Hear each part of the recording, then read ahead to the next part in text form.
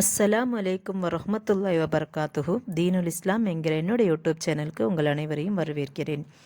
இஸ்லாத்தில் கொட்டாவியின் போது கவனிக்க வேண்டிய சில விஷயங்களை பற்றி தான் நாம் இந்த வீடியோவில் பார்க்க போகிறோம்.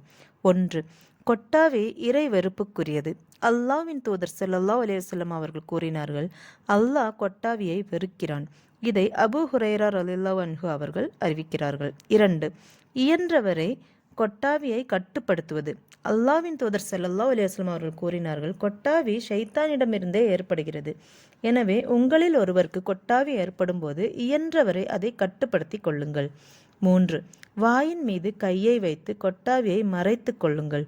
அல்லாஹ்வின் தூதர் ஸல்லல்லாஹு அலைஹி வஸல்லம் அவர்கள் கூறினார்கள், உங்களில் ஒருவருக்கு கொட்டாவி ஏற்பட்டால் அவர் தமது வாயின் மீது கையை வைத்து அதை தடுக்கட்டும்.